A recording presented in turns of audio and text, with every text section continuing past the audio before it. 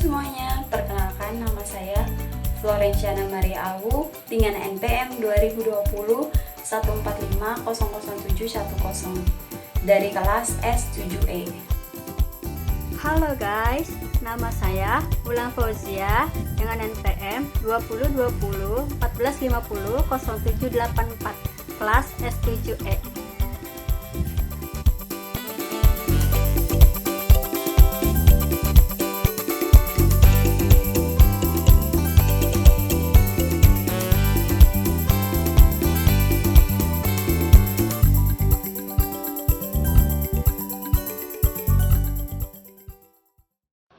Apa itu Incoterms? Incoterms merupakan akronim dari istilah International Commercial Terms. Secara definisi, Incoterms merupakan serangkaian terminologi yang digunakan dalam transaksi perdagangan internasional. Incoterms ini merupakan seperangkat peraturan yang diterbitkan oleh institusi perdagangan swasta, International Chamber of Commerce. Dengan demikian, kedudukan Incoterms ini bersifat independen karena bukan merupakan produk pemerintahan dari negara manapun. Berdasarkan sejarahnya, Incoterms pertama kali diterbitkan pada tahun 1936 setelah masa Perang Dunia Pertama. Kemudian dalam perjalanannya, beberapa kali mengalami perubahan. Perubahan ini senantiasa dilakukan oleh ICC dalam rangka mengadopsi praktek-praktek perdagangan yang paling update. Perubahan pertama dilakukan pada tahun 1953 yang dikenal sebagai Incoterms 1953. Selanjutnya perubahan dilakukan secara rutin sehingga dikenal dengan versi-versi Incoterms sesuai dengan tahun perubahannya, yaitu Incoterms 1967, Incoterms 1976, Incoterms 1980, Incoterms 1990, Incoterms 2000, dan terakhir adalah Incoterms 2010 yang mulai diberlakunya sejak tanggal 1 Januari tahun 2011. Incoterms berisi seperangkat klausul persyaratan perdagangan yang intinya mengatur 3 hal, yaitu biaya, resiko, dan tanggung jawab atas tugas pengurusan. Dalam istilah umumnya, Incoterms mengatur hal-hal yang terkait dengan cost, risk, and responsibility. Penjelasan atas 3 hal yang diatur dalam Incoterms tersebut dapat menulis jelaskan sebagai berikut. Pengertian cost artinya adalah beban biaya yang harus ditanggung oleh masing-masing pihak dalam rangka pengantaran barang. Penjual harus mengetahui sampai titik mana mereka harus menanggung beban biaya. Sedangkan bagi pembeli, mereka harus mengetahui mulai dari titik mana kewajibannya menanggung biaya pengantaran barang harus dilakukan. Istilah risk mengandung pengertian sebagai konsekuensi yang harus ditanggung oleh masing-masing pihak berkaitan dengan proses pengantaran barang.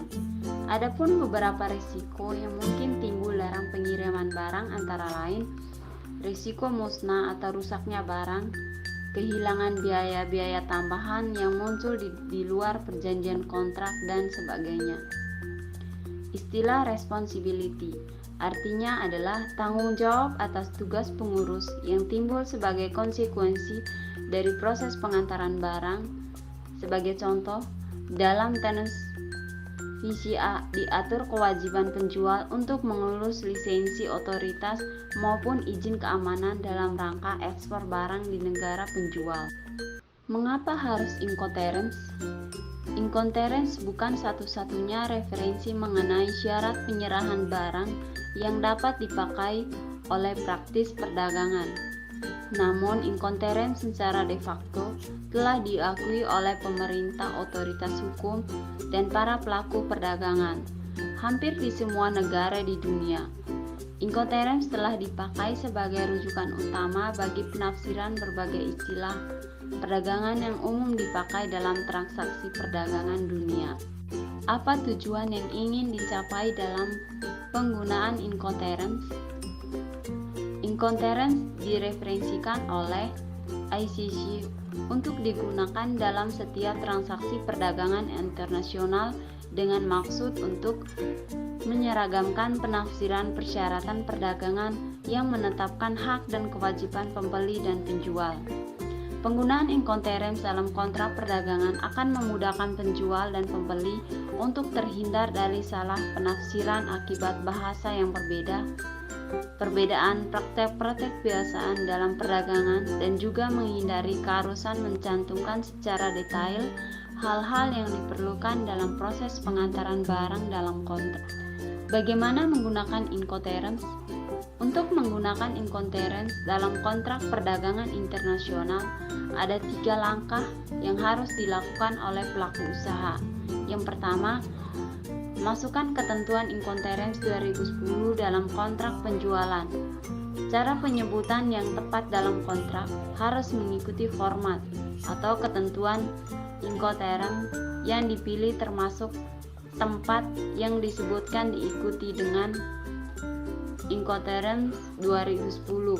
Contohnya CV Tanjung Priok, Port Jakarta, Indonesia, Incoterms 2010. Kedua, pilih ketentuan Incoterms yang tepat. Dalam hal ini, masing-masing pihak yang akan bertransaksi harus benar-benar memahami hak dan kewajiban yang timbul dari masing-masing terms yang dipilih. Ketiga, tentukan tempat atau pelabuhan yang dipilih sebagai titik pengalihan risiko pengantaran barang maupun titik peralihan kewajiban biaya. Dalam hal ini, penyebutan tempat atau pelabuhan harus dilakukan seakurat mungkin agar terhindar dari masalah perselisihan di kemudian hari. Terminologi apa saja yang ada dalam Incoterms 2010? Versi terbaru Incoterms 2010 merupakan revisi ke-8 yang mengamandemenkan beberapa ketentuan yang sebelumnya telah diatur dalam Incoterms 2000.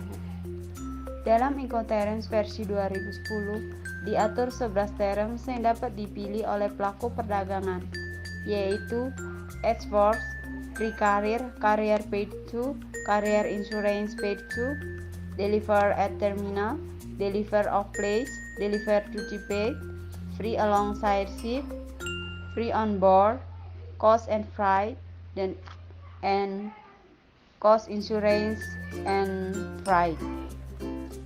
Secara garis besar, Incoterms 2010 dikategorikan menjadi 2. Kategori ini membedakan antara terms yang dapat digunakan untuk semua modal transportasi dan kategori terms yang hanya dapat digunakan untuk angkutan laut dan sungai saja.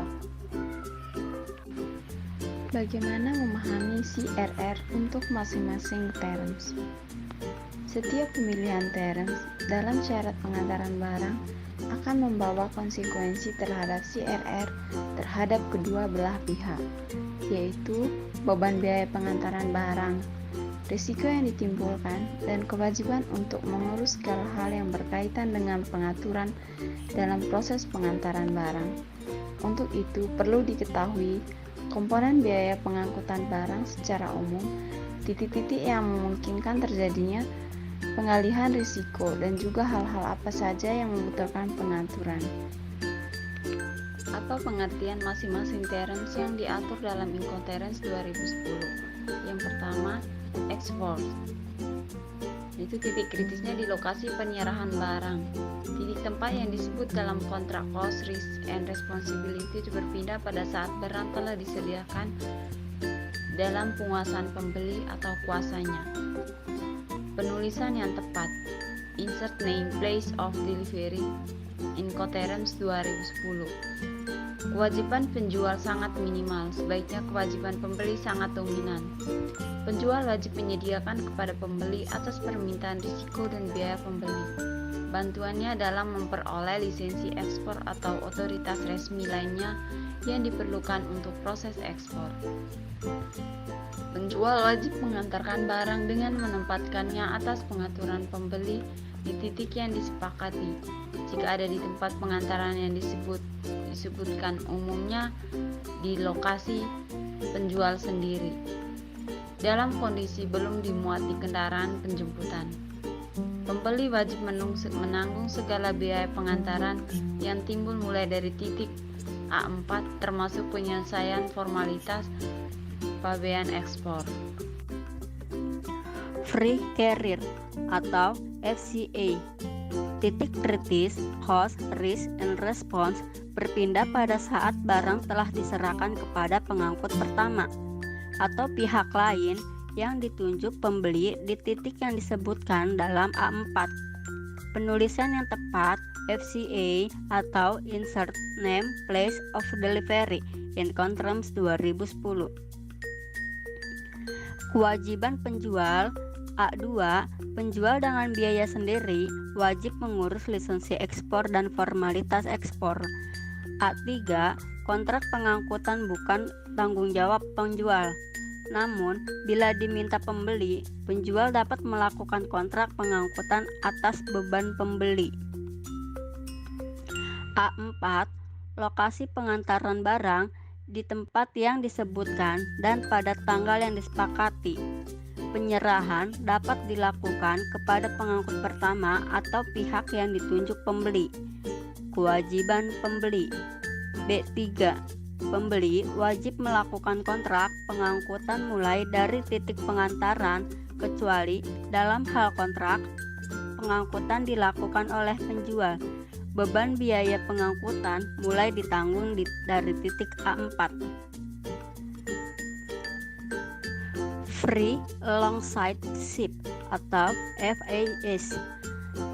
Titik kritis CRR berhimpitan yaitu saat barang telah ditempatkan atau pengaturan pembeli di samping kapal di pelabuhan pengiriman.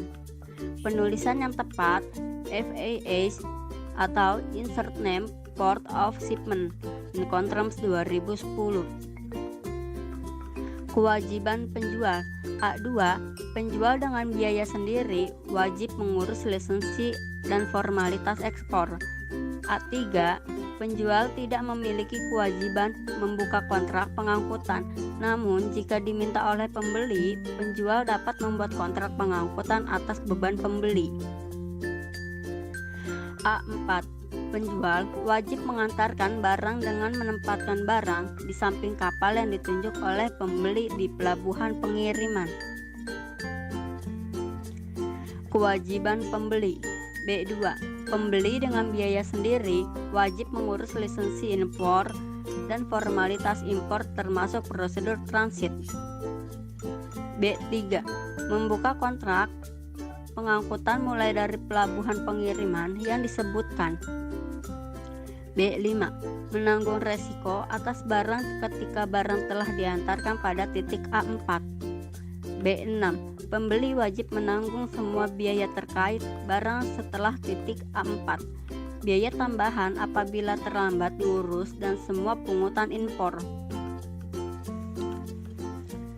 Free on board atau FOB. Titik kritis CRR berhimpitan yaitu saat barang telah ditempatkan di atas kapal atau on board dan sejak itulah pembeli wajib menanggung semua biaya yang diperlukan.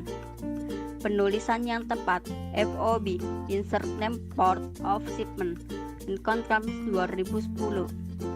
Kewajiban penjual A2. Penjual dengan biaya sendiri wajib mengurus lisensi dan formalitas ekspor. A3. Penjual tidak memiliki kewajiban membuka kontrak pengangkutan, namun jika diminta oleh pembeli, penjual dapat membuat kontrak pengangkutan atas beban pembeli. A4. Penjual wajib mengantarkan barang dengan menempatkan barang di atas atau on board kapal yang ditunjuk oleh pembeli di pelabuhan pengiriman. Kewajiban pembeli. B2. Pembeli dengan biaya sendiri wajib mengurus lisensi impor dan formalitas impor termasuk prosedur transit. B3. Membuka kontrak pengangkutan mulai dari pelabuhan pengiriman yang disebutkan. B5. Menanggung resiko atas barang ketika barang telah diantarkan pada titik A4. B6. Pembeli wajib menanggung semua biaya terkait barang setelah titik A4, biaya tambahan apabila terlambat diurus dan semua pungutan impor.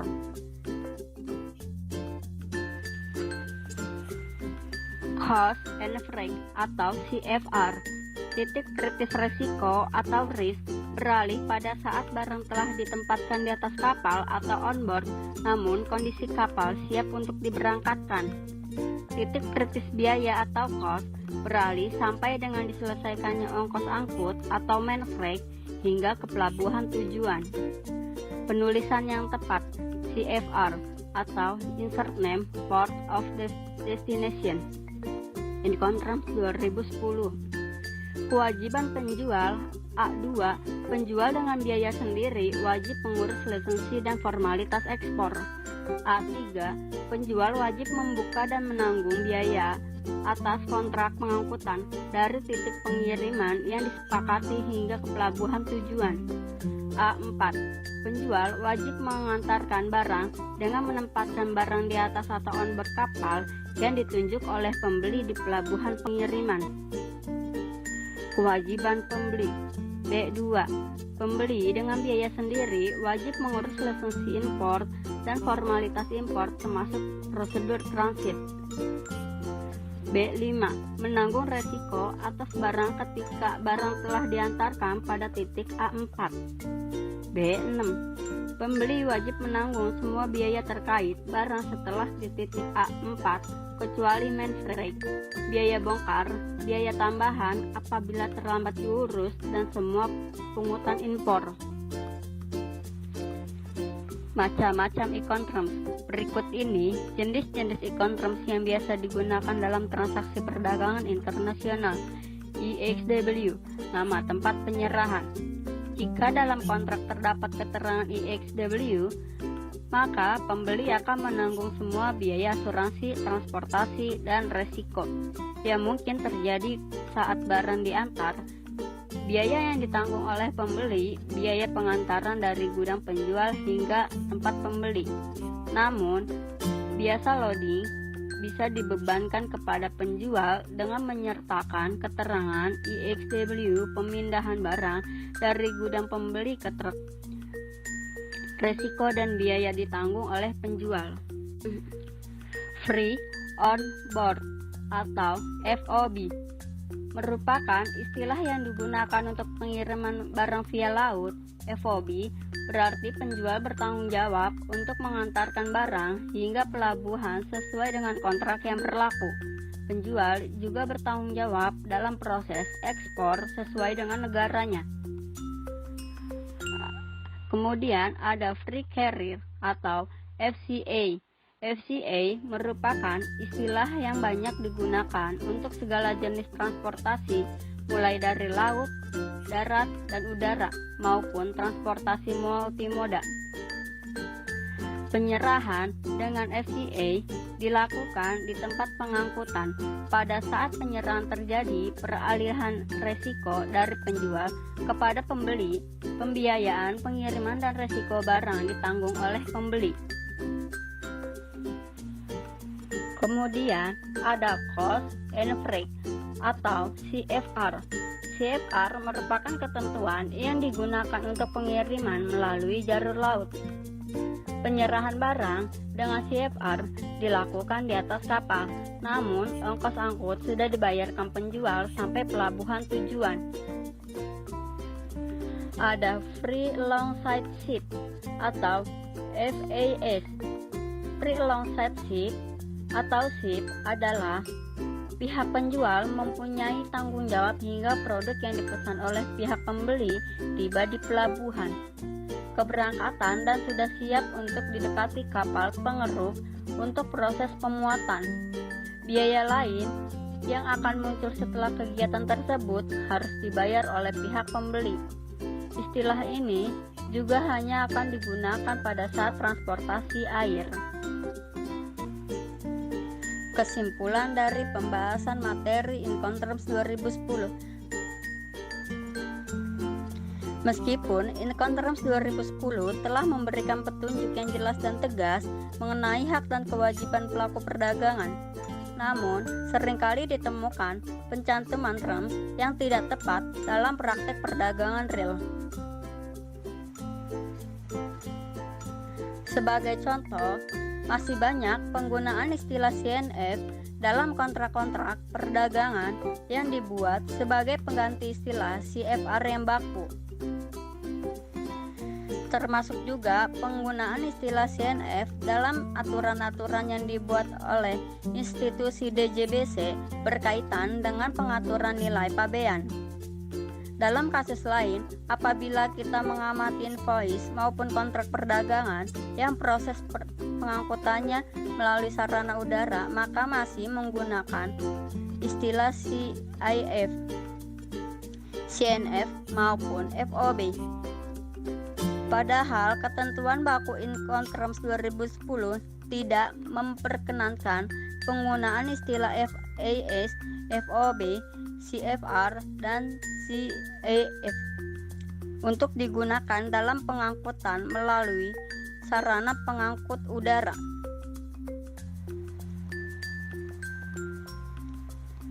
Sekian pembahasan materi dari